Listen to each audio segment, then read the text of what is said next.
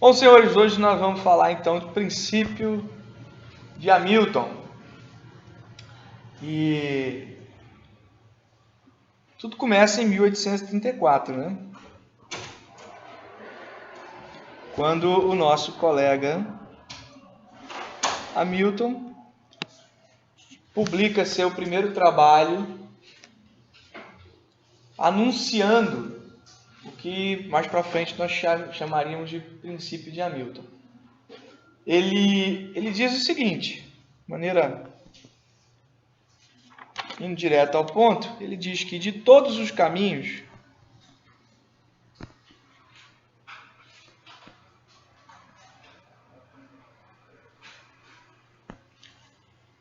possíveis na qual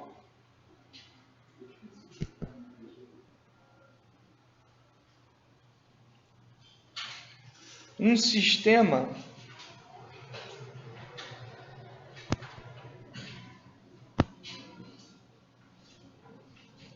dinâmico pode se mover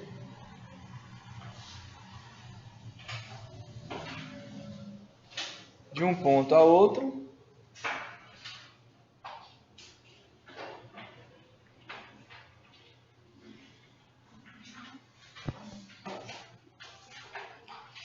em um certo intervalo de tempo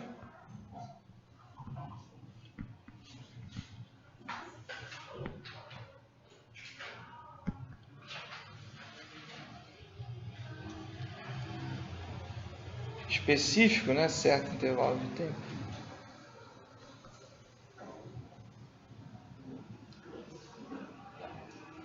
E aí ele deixa claro, consistente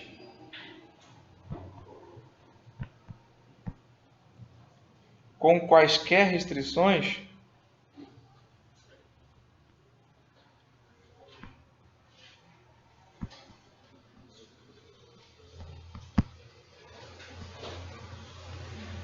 o caminho real seguido é aquele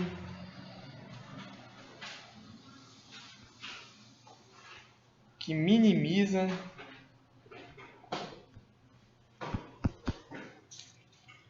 a integral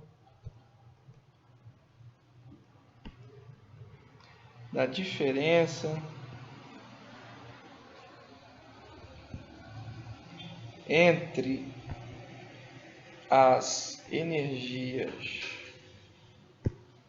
cinéticas e potenciais.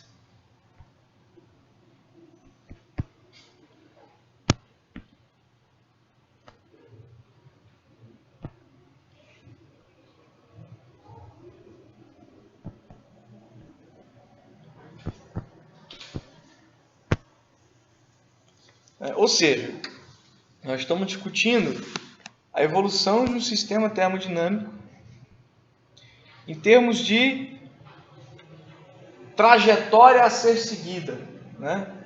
Então, de todos os caminhos possíveis, a trajetória que ele poderia seguir, de um ponto a outro. Ele sai de um ponto, vai até outro, num determinado intervalo de tempo. E aí, o que significa consistente com quaisquer restrições? Significa que você, por exemplo, esses dois pontos podem estar sobre a superfície de um plano inclinado. E aí o objeto tem que sair de um ponto e ir até outro ponto sobre a superfície de um plano inclinado. Seria uma restrição. Então, consistente, ou seja, sem abrir mão dessas restrições. O caminho real seguido é aquele que minimiza a integral da diferença entre as energias cinéticas e potenciais.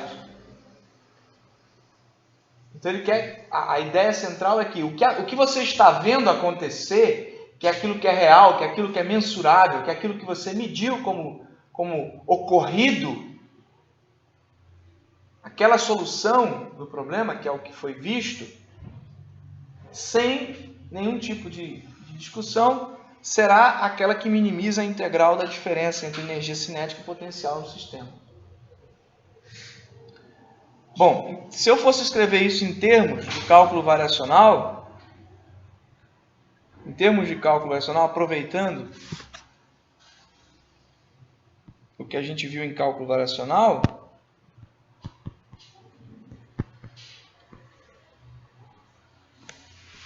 olha como é que ficaria.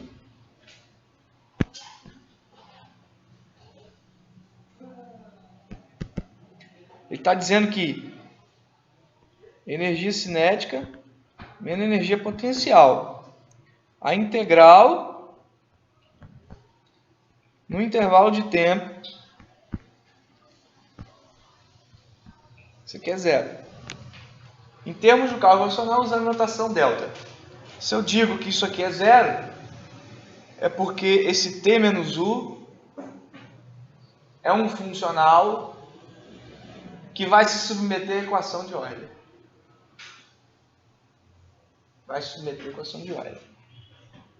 Se você estiver tratando de coordenadas retangulares, né, essa sua energia cinética, ó, em coordenadas retangulares,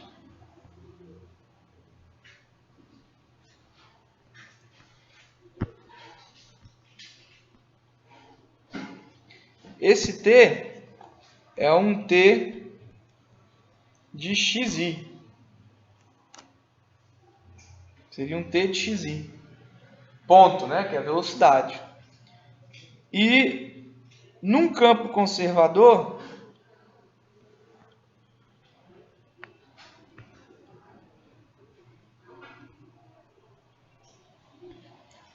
a nossa energia potencial seria escrita como uma energia potencial U de xi, que depende da posição.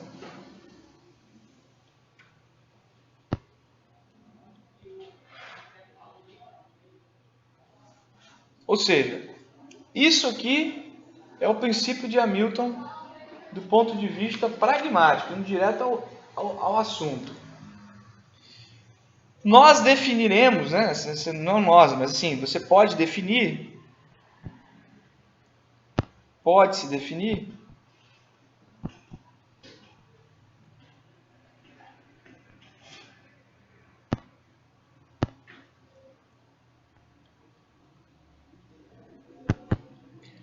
essa diferença entre t e u como uma variável L, uma função L, na qual esse L ele vai depender então de xi e xi ponto. Ó. É um L que depende de xi e xi ponto. E aí, escrevendo o princípio com esse L,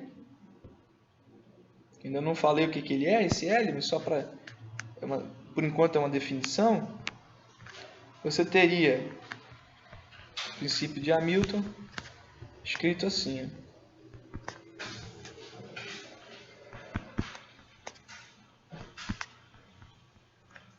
Olha aí.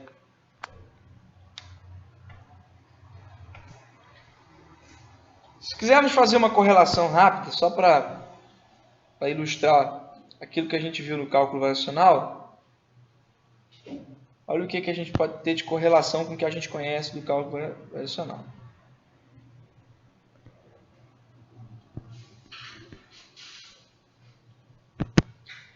Lá com o cálculo variacional nós teríamos L de xi ponto, né, se correlacionando com a função f do funcional.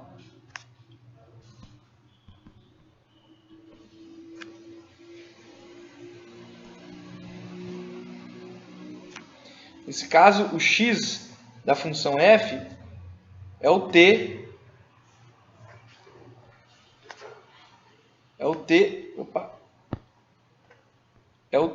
que a gente está usando na equação do princípio de Hamilton. Então, x e t se correlacionam. E xi de t seria equivalente a y i de x. Enquanto que x ponto de t seria equivalente a y' de x. Só para a gente ver que há uma correlação direta. E se há uma correlação direta, aquilo que nós vimos lá para o princípio no cálculo variacional, ou seja, se existe uma integral dessa função f em dx tal que nós buscamos a solução y de x que maximiza ou minimiza a integral, nós dizíamos que essa função f ela satisfazia a equação de Euler. Fazendo essa mesma interpretação para a função L, você teria a equação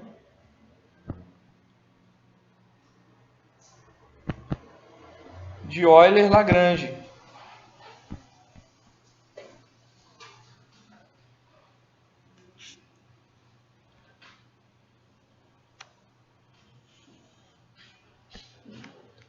Que seria a aplicação da equação de Euler para a função f.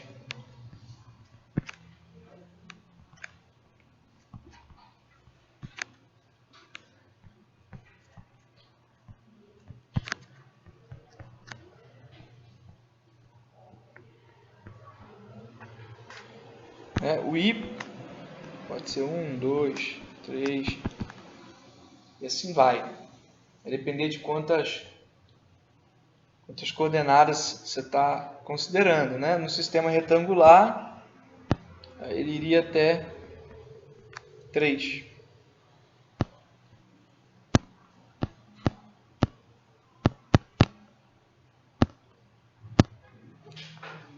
E essa equação de Euler-Lagrange, quando você obtém ela do princípio de Hamilton, a gente diz que ela é chamada, ela nos fornece, né? Ela nos fornece as chamadas equações de movimento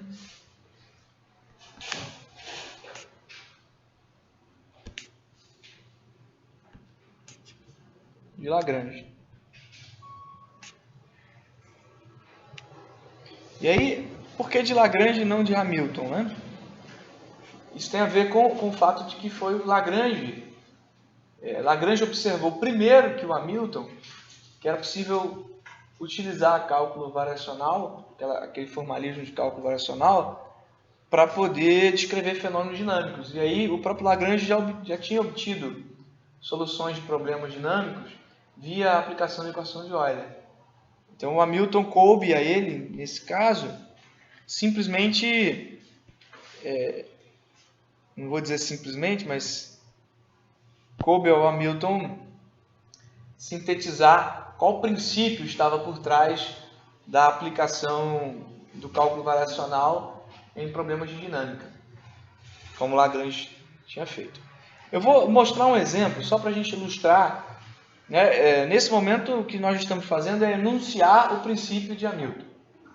Enunciá-lo e, uma vez enunciado, obter quais seriam as condições de aplicação dele com o que a gente conhece de cálculo variacional. Então, a equação de Euler-Lagrange é, na verdade, uma consequência da escrita que nós demos para o princípio de Hamilton.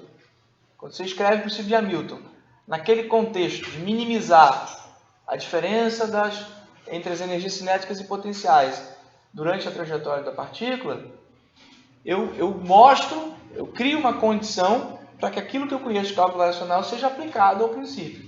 E aí tudo que vem em seguida, até chegar às equações de Lagrange, é consequência do princípio, não algo novo. É uma consequência do princípio. Então vamos mostrar, só para a gente ver, ilustrar no primeiro momento, esse princípio em funcionamento. Então vamos analisar, vou botar aqui, analisemos um exemplo. Nesse caso, eu vou trazer o exemplo do oscilador harmônico unidimensional. Então,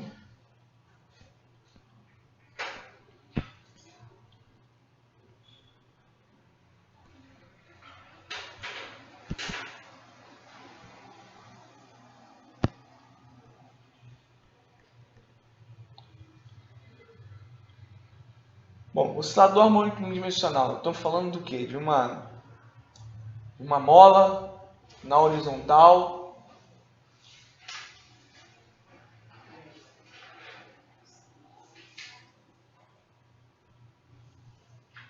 Estamos falando de uma mola na horizontal. E aí tem um objeto de massa M preso a essa mola. Estou desprezando o atrito, considerando apenas o movimento na horizontal do corpo com massa. E aí, uma vez que esse corpo se mova, a coordenada x indica para mim a posição dele em relação à origem, na qual a origem coincide com o ponto de mola relaxada, de mola não comprimida nem estendida, mola relaxada. Então, só para ilustrar aqui, né, uma molinha, corpo de massa M, o ponto zero coincide com o ponto de equilíbrio, essa massa oscila em torno de x. A energia cinética desse cara seria meio de mx ponto ao quadrado. E a energia potencial dele seria 1 meio de kx ao quadrado. Bom, a função L, que é a função que dá origem às equações de Euler-Lagrange, doravante chamaremos ela de lagrangiana. A lagrangiana do sistema seria T menos U, 1 meio de mx ponto ao quadrado menos 1 meio de kx ao quadrado. Essa seria minha lagrangiana. Se eu aplicar a equação de Euler, já que ela vai satisfazer a equação de Euler, os termos que eu preciso conhecer são a derivada parcial de L em x ponto, que daria mx ponto, e a derivada parcial de L em x, que daria menos kx. Aí, a equação de Lagrange, substituindo, nós teríamos, né? Só vou reescrevê-la aqui na lateral, del L, del x, menos d dt del L, del x ponto, equação de Euler-Lagrange, nos forneceria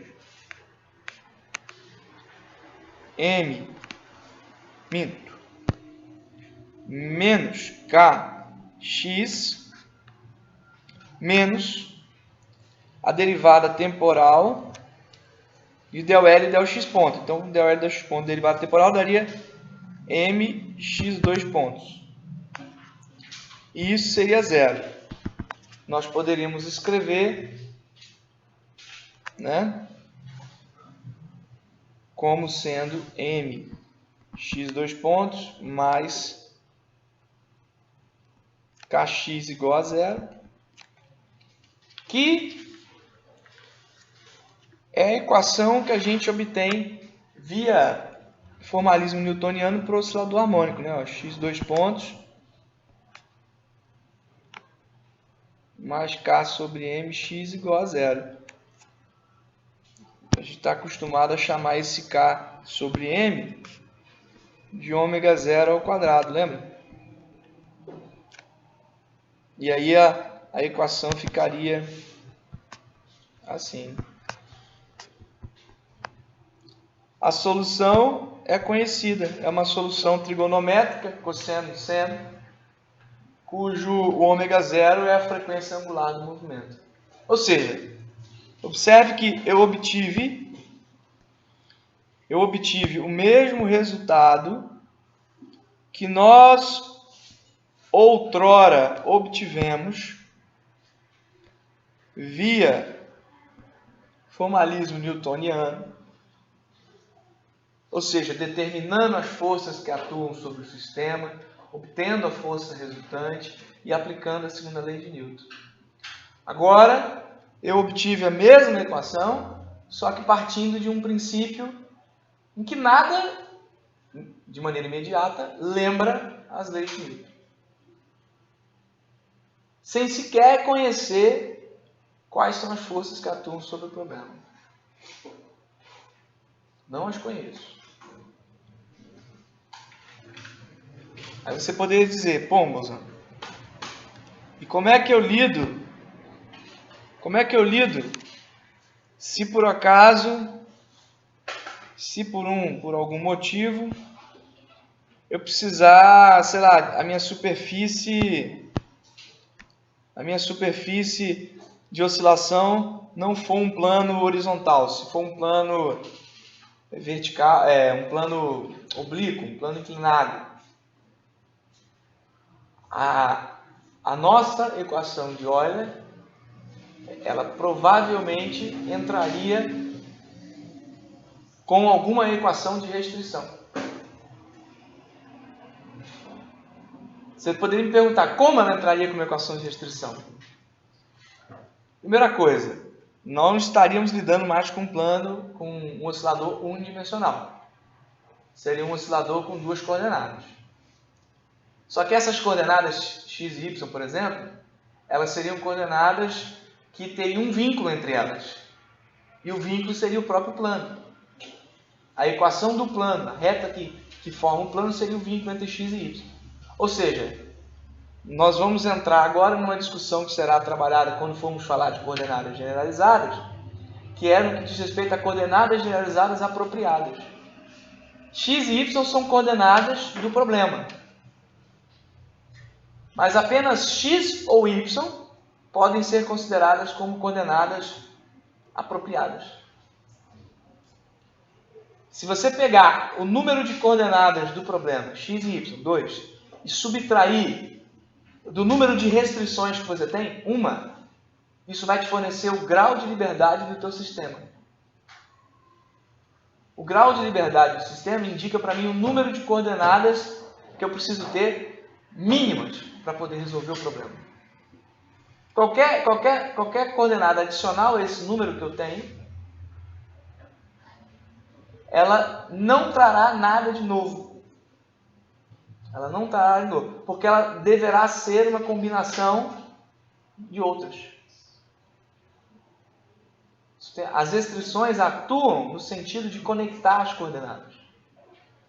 Quando um problema é livre, não tem restrição, você tem 3 coordenadas, as 3 são independentes por completo. Então, você teria 3 equações de Euler-Lagrange a serem aplicadas. Quando você insere uma restrição, você elimina uma dessas equações de Euler a ser resolvida. Porque provavelmente uma das coordenadas vai poder ser escrita em função da outra, como conectada com outra. Mas é um assunto que nós abordaremos novamente quando formos falar de coordenadas generalizadas. Por enquanto, é só uma primeira experiência com o princípio de Hamilton no contexto de visualizá-lo em ação. Conhecê-lo e visualizá-lo em ação. Uma outra situação também vale a pena a gente abordar, via princípio de Hamilton, é o caso de um pêndulo plano. Um pêndulo plano.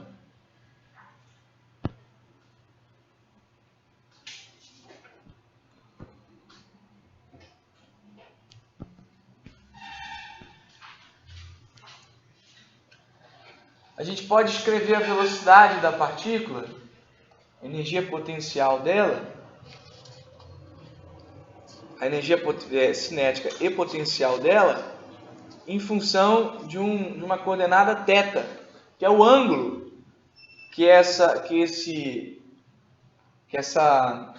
a linha que prende o objeto até o ponto de oscilação forma com os eixos.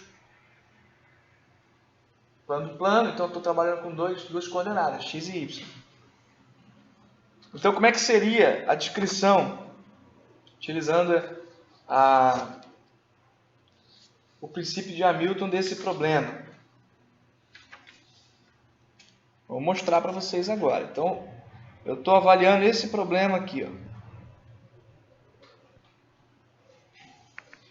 Um pêndulo de massa m.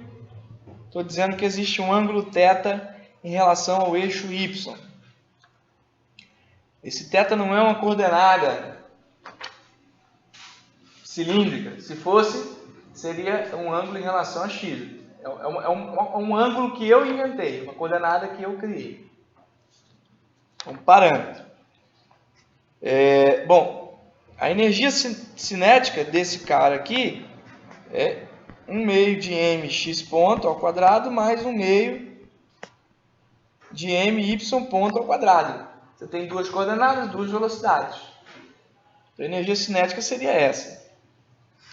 A energia potencial aqui só tem energia potencial gravitacional, mgy, proporcional à altura que o objeto se encontra. No caso, a coordenada y. E a lagrangiana seria t menos u. Então, se você fosse escrever, você teria isso aqui, ó.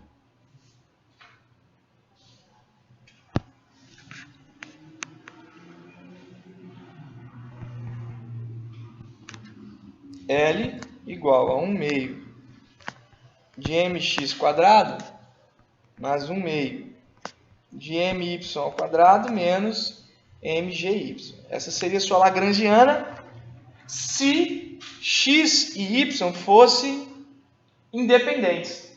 Como você tem um pêndulo na qual ele não pode, a partícula não pode assumir qualquer trajetória. É uma trajetória que mantém uma conexão entre x e y. X e y não são independentes. Esse é o vínculo. X e y não são independentes. Se você pegar a coordenada x e a coordenada y, elas vão indicar a posição da massa m, e na hora que você fizer a distância euclidiana desse ponto de coordenada x e y até a origem do nosso sistema, essa distância vai dar L. Que é o L, quando eu falo L minúsculo, né, seria o comprimento da corda que prende a massa no pêndulo, que forma o pêndulo. Então você tem uma restrição. Você tem uma restrição tal que, olhando a figura,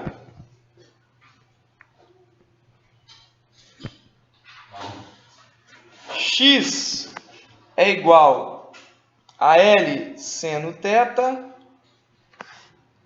e y é igual a menos L cosseno θ. Essa é a estrutura que nós estamos enxergando. Isso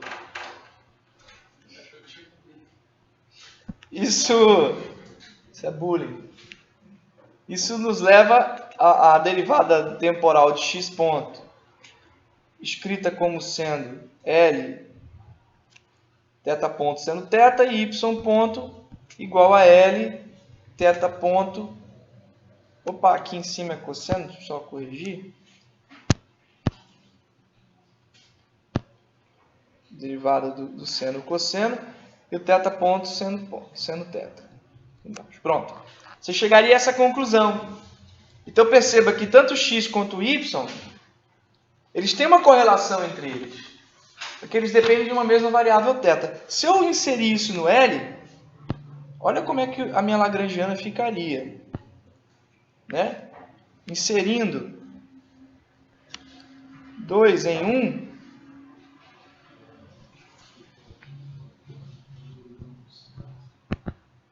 nós teríamos uma lagrangiana que seria 1/2 de ml quadrado θ ponto ao quadrado cosseno ao quadrado de θ mais 1/2 de ml quadrado θ ponto ao quadrado seno ao quadrado de θ menos, isso, na verdade, mais, porque se nós substituirmos o y em mgy, ficaríamos com mais mgl cosseno θ. E aí, perceba que os dois primeiros termos em função de cosseno ao quadrado de θ e seno θ ao quadrado podem se aglutinar quando usamos a identidade trigonométrica. Soma do quadrado do cosseno com o seno daria 1. E nós poderíamos escrever a nossa lagrangiana de maneira mais simples nesse contexto aqui. Ó.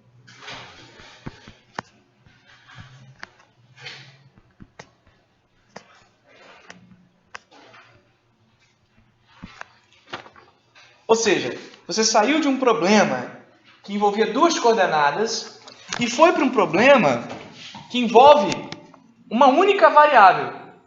Esse θ não é uma coordenada no sentido tradicional, literal da palavra, que nós estamos acostumados, a coordenada cilíndrica. Não é o θ na coordenada. Poderia ser, eu poderia ter escrito em função do θ das coordenadas cilíndricas. Mas não o fiz de propósito. θ é um parâmetro que acabou de receber um status coordenada. Porque ele descreve o meu sistema. Com o θ, eu sou capaz de descrever o sistema. Da mesma forma que eu seria se tivesse x e y. Porém, esse θ é uma coordenada, nesse caso, entre aspas, por enquanto, que absorve o vínculo entre x e y. Então, eu tinha duas coordenadas e um vínculo. Agora, eu tenho uma coordenada e o vínculo está implícito nela. Então, perceba, esse sistema tem 1 grau de liberdade, que é o θ. 1 grau de liberdade, que é o θ, nessa discussão. Antes ele tinha 2, x e y. Mas em função do vínculo, eu cancelei 1 grau de liberdade do problema. Os vínculos atuam de maneira a limitar os graus de liberdade do sistema. Percebeu? Esse θ não é uma coordenada literalmente falando, como nós estamos acostumados. É um parâmetro ainda, mas que tem status de coordenada nesse problema. Futuramente esse θ poderia ser chamado de coordenada generalizada apropriada do sistema, porque somente com ele eu consigo resolver o sistema. Pode falar. Professor, só no derivado ali, porque o θ saiu o derivado do θ. Bom, você está derivando x no tempo. E aí o θ varia com o tempo. Então você tem que derivar θ. Você deriva x em θ. Aí sai o θ. E depois deriva θ no tempo. Você faz um depois do outro. Faz um depois do outro. Bom, como seriam as equações de movimento obtidas pela equação de Euler-Lagrange?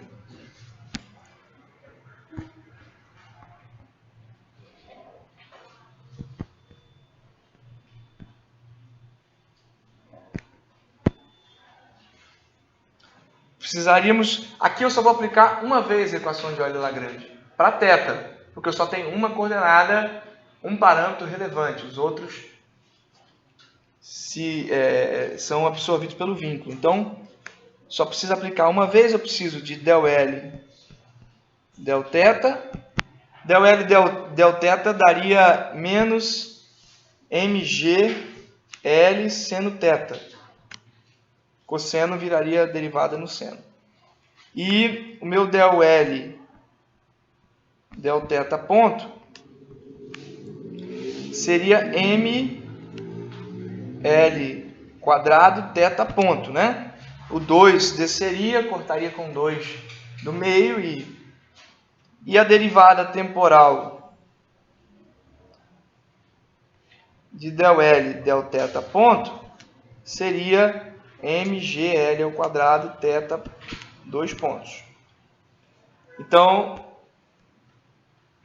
juntando os termos da equação de Euler, nós teríamos del L del θ menos ddt del L θ 2 ponto, θ ponto, perdão, igual a zero, equação de Euler-Lagrange, e aí nós ficaríamos com menos mgl seno θ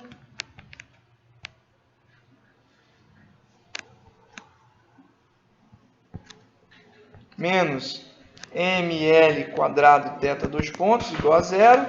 Algebricamente se arranjando, teríamos θ dois pontos mais g sobre L seno de θ igual a zero, que é a equação do pêndulo que nós já obtivemos outrora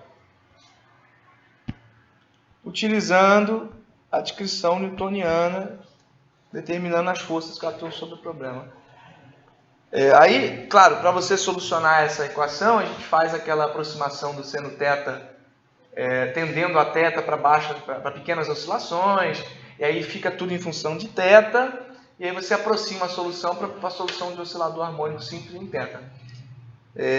Enfim, agora é continuidade. A gente não está interessado em enxergar nesse momento essa parte do assunto.